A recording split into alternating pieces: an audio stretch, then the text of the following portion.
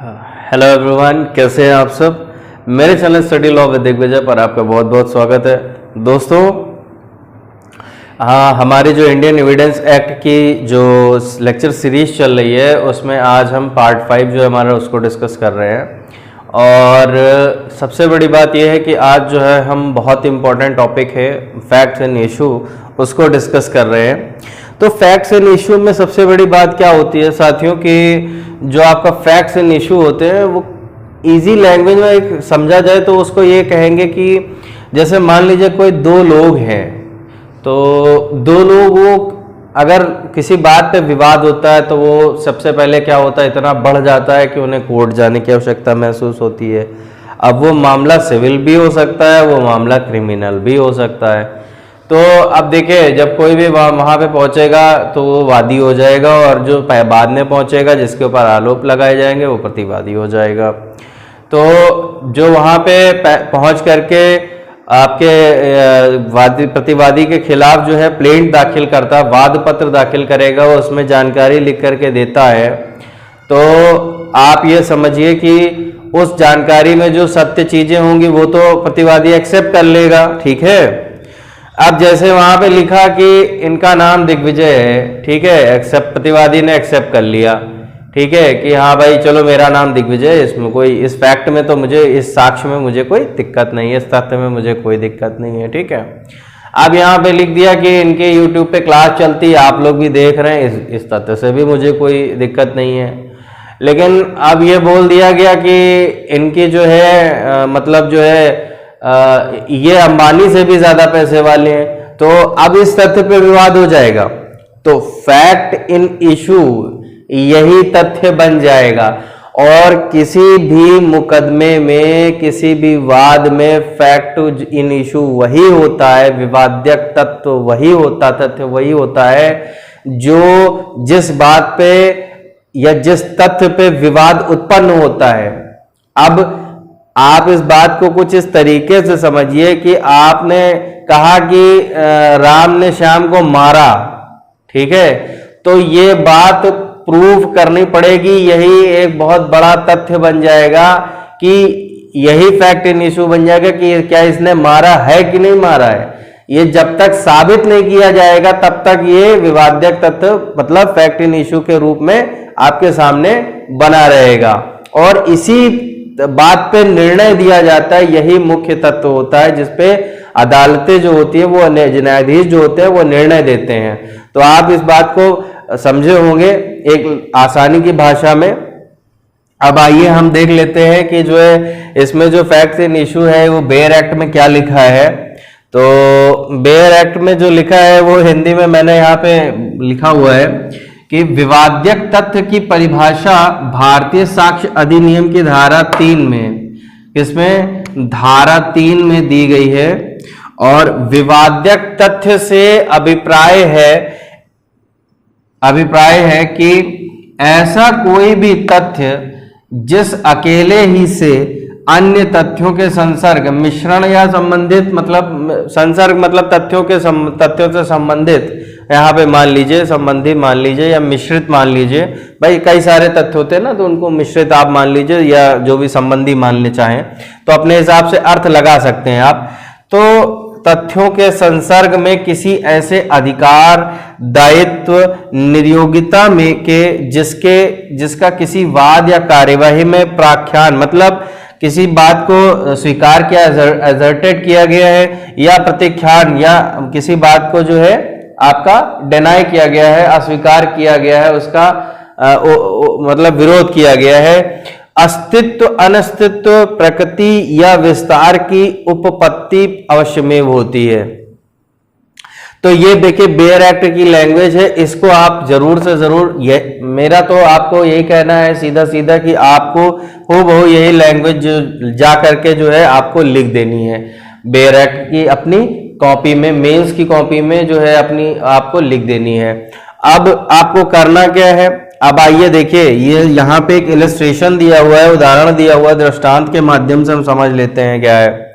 कि यदि आ पर आरोप है कि उसने बा को लूटा, यदि आ पर आरोप है कि उसने बा को लूटा, तो ये जो तथ्य है ना, यही विवाद्यक तथ्य होगा। मैंने आप सभी क्या कहा था, विवाद्यक तथ्य क्या हो जाएगा कि आ पर आरोप है कि उसने बा को लूटा, तो विवाद्यक तथ्य ये होगा कि क्या आ ने बा को लूटा। भाई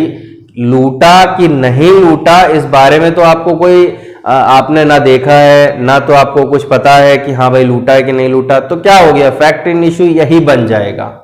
ठीक है, अब देखिए क्या लिखा है, पर उस मुकदमे में ये तथ्य कि आ को लुटने के स्थान पर जाते हुए देखा गया, कॉमा क्या लिखा है, पर उस मुकदमे में ये तथ्य कि आ को लुटने के स्थान पर जाते हुए देखा गया कि दूसरे दिन जब आ एक चाय की दुकान पर चाय पी रहा था, सा के यह कहते ही कि रात में किसी ने बा को लूटा था और पुलिस लुटेरे की खोज में इधर ही आ रही है, आधी कप चाय छोड़कर चल दिया। तो यहां पे देखिए ये कॉमा लगा है और उसके बाद क्या लिखा है, सुसंगत तथ्य होगा, मतलब संबंधित और सही तथ्य है। ये क्या हो जाएंगे, ये यहां पर जो ये लिखा है ना, पर उस मुकदमे में ये तथ्य कि आ के लुटने के स्थान पर जाते हुए देखा गया, तो ये इससे इस मुकदमे से संबंधित तथ्य हैं, ये अपने आप में सही हैं और इनसे ये साबित हो रहा है कि ये जो है अक्यूज, मतलब ये अपराधी हो सकता है और ये उसके पक्ष में ही जो है, मतलब अपराधी होने के पक्ष में ही प्रमाण दे रहे हैं। तो इसको आप बहुत अच्छे से समझिएगा कि ये जो तथ्य है कि चाय पी रहा था, आधी कप छोड़ के भाग गया और जो है पुलिस का नाम सुनते ही डर गया और आधी कप चाय पी करके छोड़ गया, मतलब कि उसने कुछ गलत किया था तभी तो चाय पी करके छोड़कर आधी कप छोड़ करके भाग रहा है। तो यहां पे ये हो जाएगा, ये सुसंगत तथ्य की श्रेणी में आ जाएंगे क्योंकि इसका संबंध विवाद्यक तथ्य से है। अब देखिए यही जो ये इनका ये जो तथ्य है ये क्या इशारा दे रहे हैं, हमारा विवाद्यक तथ्य क्या है कि आ पर आरोप है कि उसने बा को लूटा है, तो अब यही तथ्य क्या जो सुसंगत तथ्य है ये क्या इशारा दे रहे हैं कि जो ये बा को भाई कुछ विवाद्यक तथ्य के